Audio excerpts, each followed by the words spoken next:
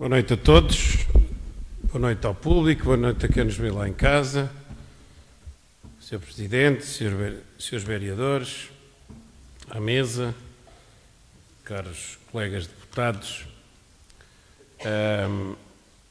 Preocupa-me, de certa forma, alguma sintonia com o Flor Agostinho, porque tenho vindo habituado ao longo destes anos a estar sempre numa posição diferente e às vezes sinto-me num corpo estranho quando depois da intervenção dele subscrevo de certa forma o seu conteúdo. Sr. Presidente, o tempo que está aqui a contar também depois, como estamos a agregar pontos, agradeço que depois, se possível, se for necessário, que seja concedido o tempo necessário. De qualquer das formas, e pegando também um pouco no comentário do Pedro Cristo, estamos aqui a avaliar também as contas, mas mais do que contas, discutem-se aqui as contas à partida, serão um documento que refletem, no fundo, movimentos contabilísticos realizados por técnicos e à partida estarão corretos. É também uma velha história que eu tenho aqui também com a questão da certificação de contas e com esta empresa de revisão de contas, a forma como têm sido feitas os relatórios e atempadamente, e as notas são sempre iguais e, portanto, no fundo eles são uma cópia praticamente daquilo que aconteceu no ano anterior, mas não deixa de ser preocupante e não nos devemos resignar sempre com esta história, nomeadamente com a inventariação, digamos, dos recursos da autarquia. Temos que ter a ambição de tentar identificar, na verdade, e não limitarmos-nos a que isto era assim antigamente e, portanto, as coisas têm que mudar para melhor. De qualquer forma, utilizando a questão da matemática, é a questão do copo meio cheio, os números do 6 e do 9 são aparentemente iguais. Também o 69 nos pode levar à mesma circunstância, porque faz com que seja como uma pescadinha de rabo na boca, que nos permite falar e não sair do mesmo sítio. E não é nessa interpretação que eu quero estar. Se vocês são um 6, eu quero ver na perspectiva do 9. E quero ver na perspectiva do 9 porque quero perceber duas coisas. Uma delas é que estamos a avaliar opções políticas e o resultado do trabalho e não a fiabilidade das contas. E é por isso que estamos aqui hoje a analisar e refletir o relatório de contas da nossa autarquia. Devo dizer que os resultados apresentados não são apenas desanimadores no meu ponto de vista, mas são também preocupantes. O relatório e contas deste mandato servem como um espelho da gestão da maioria do UPF, que não é mais do que o reflexo do que vemos e que não é nada encorajador. Permitam-me abordar os principais pontos críticos delineados neste relatório. Ou seja, é evidente que este mandato começa a estar, diria, perdido no que diz respeito ao desenvolvimento estrutural do nosso município. Podemos fazer a gestão corrente estruturalmente, não há indicações, não há resultados até à data de nada de diferente. Apesar das promessas e das expectativas, o que vemos é uma falta de progresso significativa em várias áreas-chave que são essenciais para o crescimento sustentável de Ilhavo. Contas são contas. O 6 e o 9 fazem parte das contas. São as opções políticas que nos separam. O relatório de contas é um instrumento essencial para fazer este balanço. Olhando para os números, fica claro que a maioria do UPF não consegue gerir eficazmente os recursos financeiros da Câmara. Cerca de 8 milhões de euros de capacidade financeira do município estão parados. Parados não para reforço do investimento estrutural ou estratégico para o Conselho, mas por resultado de inoperância ou de incapacidade de planeamento e de execução. Não tarde estes milhões serão queimados num ato eleitoralista desesperado, infelizmente que não será caso único no país, nem tampouco nesta autarquia. 2023 foi mais um ano de acumulação de capital pela Câmara. O Sr. Presidente disse-nos que há um saldo de gerência que já estava comprometido. Há saldos de gerência sempre e há compromissos sempre, mas há uma evidência, há um saldo de gerência com uma dimensão atípica. A administração atual desta Câmara demonstra uma falta de responsabilidade social e financeira preocupante, segundo a nosso entender.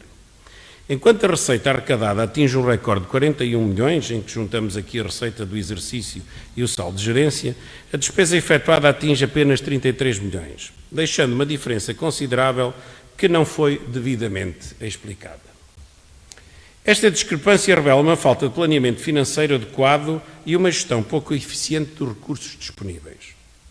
Apesar do desempenho recorde na captação da receita, que em grande parte se deve a dinâmicas económicas externas, um grande salve às empresas deste Conselho, aos seus munícipes pagadores e aos promotores e à promoção imobiliária, que geraram maior encaixe de receita de impostos diretos desde sempre, com um destaque muito especial para o IMT. Este imposto aumentou cerca de 1 milhão de euros. Não há aqui, nestas contas, um equilíbrio entre despesas correntes e despesas de capital. Podemos dizer que as despesas de capital são as boas despesas, são as despesas de investimento que geram desenvolvimento e qualidade de vida para os municípios.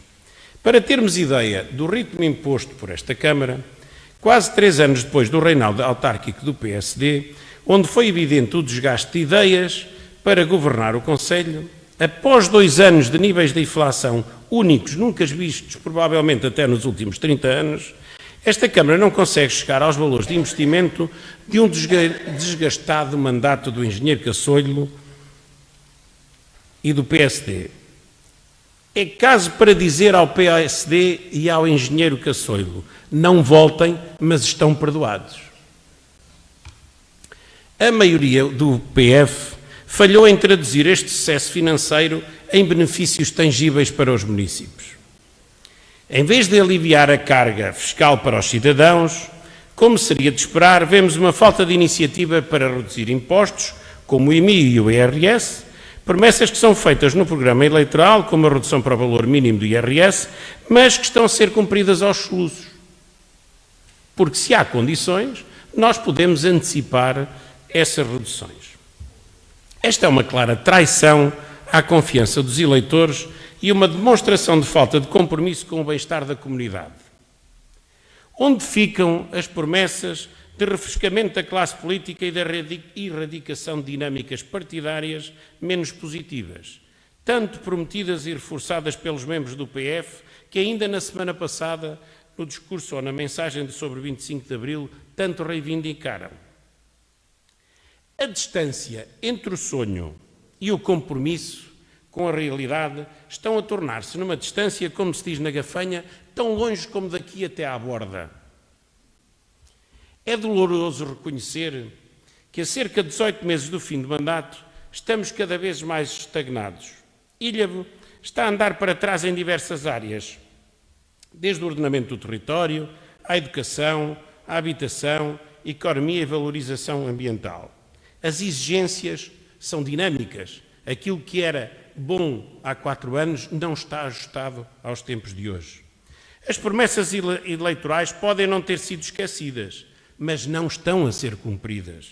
Os projetos, se existem, ficam no papel e a comunidade está desiludida com tanto imobilismo.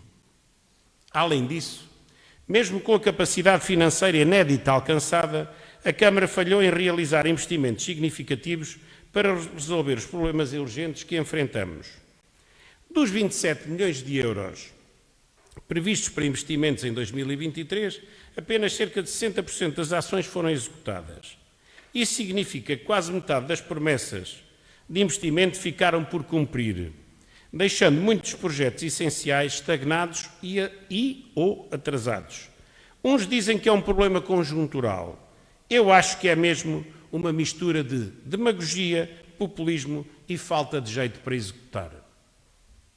Chegou a hora da maioria do PF se responsabilizar pela sua gestão deficiente e a falta de visão para o futuro de Ilhavo. Não podemos permitir que o nosso município continue a andar para trás enquanto o resto do mundo avança.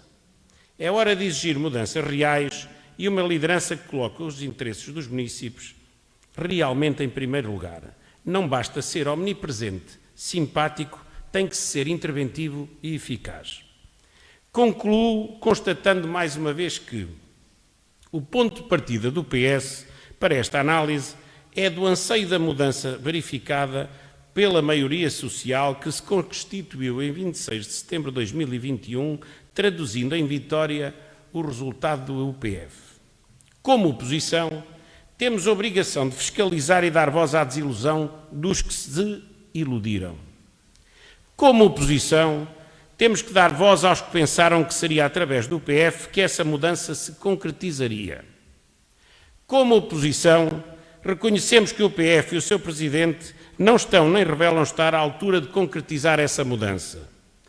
Como oposição responsável, por não subscrevermos as opções políticas deste relatório de contas, mantendo a coerência com o nosso compromisso com os ilhabenses, não nos resta outra alternativa que não seja optar pela abstenção.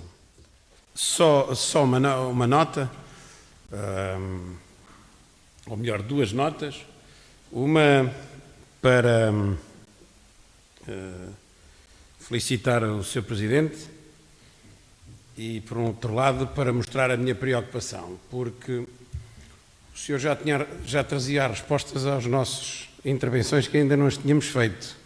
Quer dizer que estamos todos muito bem sintonizados, estamos alinhados com aquilo que temos vindo a falar ao longo dos últimos meses nestas assembleias e, portanto, não há propriamente surpresa de parte a parte. Nós percebemos qual é a sua linha condutora, a sua linha de pensamento e de atuação, e nós mantemos a coerência com aquilo que temos vindo a dizer e, portanto, naturalmente, poderíamos ter mandado por e-mail as nossas intervenções e isto bateria tudo certo sem termos aqui vindo a este púlpito fazer a intervenção. No entanto, gostava de notar e de efetuar o seguinte reparo. O Sr. Presidente vai insistindo pontualmente na desconsideração que vai fazendo em relação a alguns membros desta bancada, nomeadamente aos da oposição, que vai desqualificando a nossa qualidade de interlocutores, retirando capacidade crítica, ou tentando retirar capacidade crítica, pelo facto de não participarmos na vida da comunidade. A participação na vida da comunidade não é a participação das festas reais e não estamos no tempo da outra senhora em que tínhamos todos que vir ao cortar de fitas. Nós somos amadores da política, temos a nossa vida profissional, temos a nossa vida pessoal e os timings dos eventos não são necessariamente aqueles que coincidem com a nossa disponibilidade ou vontade de participar. E, portanto, já lhe disse na semana passada que não conta comigo, nem o senhor enquanto Presidente, nem qualquer Presidente do Partido Socialista para inaugurar uma via ciclística onde eu já passei de bicicleta várias vezes para vir fazer a inauguração daquilo que eu naturalmente já usufruí e desfrutei. Portanto, esses momentos para mim não são significativos, não gosto de usar fato e gravata e, portanto, não gosto de participar em movimentos de fachada. São feitios, mas há gostos para tudo. Há uns que acham que isso que traz votos e há outros que, na verdade, alguns eventos necessitam da solenidade da abertura das coisas. Respeito, mas não participo. É um direito que me assiste a mim enquanto cidadão. Não me retira, contudo, o poder de poder criticar se a obra é boa, má, oportuna ou inoportuna. Ou pelo menos tenho esse direito. Podemos não concordar, mas é assim que se deve fazer. E nisso vai insistindo, acredito que faça parte da sua estratégia, mas não é por falta de comparência que eu perco o direito à intervenção. No entanto, queria dizer também duas coisas, que assinalou e muito bem a tendência e a estabilidade financeira da Câmara, tem bons rácios, é uma entidade tranquila financeiramente, não é necessariamente um bom reflexo da vida de uma entidade como uma Câmara, ou se fosse uma empresa também, no fundo, poderíamos ver da mesma ótica. Há rácios que são importantes, mas há outros que refletem também a falta de ambição, a falta de imobilismo. E, portanto, o que é que interessa pagar bem a fornecedores se depois não temos fornecedores a apresentar faturas de despesas de capital? Paga-se bem, mas não tem faturas de uma obra estrutural que poderia ter aparecido. E, portanto, é um rácio que, no fundo, indica também pouca operação da própria entidade. E, portanto, há coisas que, sim, financeiramente temos uma Câmara que já vinha do tempo anterior, também já a arrecadar algum dinheiro e com falta de soluções. E, meus senhores, não é pecado ter dinheiro. Não é pecado ter dinheiro. A nossa Câmara até podia passar com 10 milhões de euros de saldo. O pecado que reside aqui é não saber o que é que vamos fazer a esse dinheiro. Não há uma decisão estratégica para vou pegar neste dinheiro e vamos fazer uma obra de raiz. Eu, como cidadão da Gafanha da Nazaré, por exemplo, fico muito triste em não perceber ao dia de hoje o que é que a minha Câmara e a outra também tinha ao nível daquilo que era o planeamento. Eu até o conheço aquilo que algumas pessoas pensam, pessoas até que fazem parte da lista do PF, pessoas que participaram em fóruns e que tinham ideias. Também conheço, mas na realidade não sei o que é que querem fazer. Sei que a Gafanha da Nazaré está cada vez mais ultrapassada em termos daquilo que deveria ser uma bonita urbe e uma urbe agradável.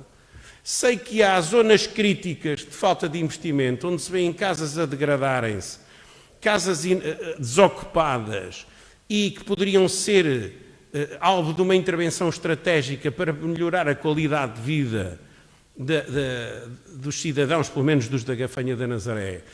A outra Câmara e esta Câmara até agora muito pouco têm feito sobre isso. Exige-se mais investimento, mas não é só esta conversa do investimento para a Gafanha da Nazaré, é o investimento para a melhoria de condições de vida, neste caso que eu estou a puxar para a Gafanha da Nazaré, por exemplo, a zona do Largo das Caçoeiras, as casas ali ao lado, porque é que não são alvo de uma intervenção, porque é que não se negocia com outras pessoas que fizeram muro junto aos passeios e aos semáforos, porque é que não se tem uma visão positiva e proativa? Sim, esse dinheiro serve para comprar aquele muro, aquele terreno e deitar abaixo. Não sei se está a ser negociado. Sei é que não está negociado e não está feito. Sei que a Gafanha da Nazaré tem muito mais do que este largo. Sei que há muitos outros sítios que poderiam ser agradáveis. Sei que a Gafanha da Nazaré é uma cidade onde não se pode caminhar a não ser pelo meio da rua. Sei que a Gafanha da Nazaré é uma cidade de gente que tem por tradição andar de bicicleta, mas às vezes não sabe por que lado deve andar nem como deve andar. É-lhe permitido o sentido, andar em sentido contrário muitas vezes ao dos carros, que é permitido, não é sentido proibido para ciclistas. Mas a definição do espaço por onde pode andar o ciclista e o automobilista não é propriamente uma noção clara. Isso é qualidade de vida, isso é o investimento estratégico, que muitas vezes não custa muito dinheiro, custa planear e fazer. Mas há mais coisas para fazer no Concelho de Ilha, não é só na Gafanha da Nazaré. E há, precisamente, a sensação de que nós não sabemos o que é que devemos fazer ao dinheiro. E é por isso que, se não sabemos o que devemos fazer ao dinheiro, assumamos a melhoria da qualidade de vida das pessoas. Pague-se menos IRS, naquilo que compete à Câmara abdicar. O IMI, não é preciso arrecadar tanto IMI se não temos obras. Assuma-se depois, porque ser política, fazer política, é tomar decisões. Assuma-se perante os seus municípios. Olha, há 3 anos que não fazemos nada, não vou cobrar quase nada de IMI. E, senhor município, temos como objetivo fazer uma grande obra, os senhores vão desculpar, preparem as carteiras, porque vamos passar o IMI para a taxa máxima. Isso é ter poder de decisão. Esconder-se nas coisas é próprio dos fracos.